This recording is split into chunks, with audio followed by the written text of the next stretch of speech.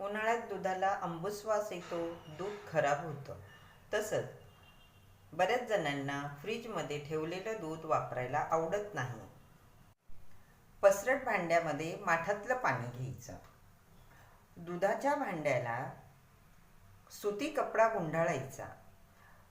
कपडा गुंडाळल्यानंतर दुधाचं भांडं असंच्या असं यामध्ये ठेवायचं. दुधामध्ये वेलची टाकायची.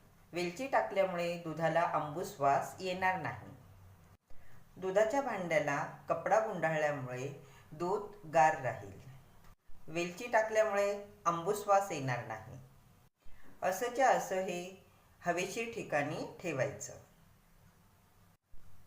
साधी सोपी ट्रिक तुम्हाला आवडली तर लाईक नक्की करा, चॅनल सबस्क्राईब करा.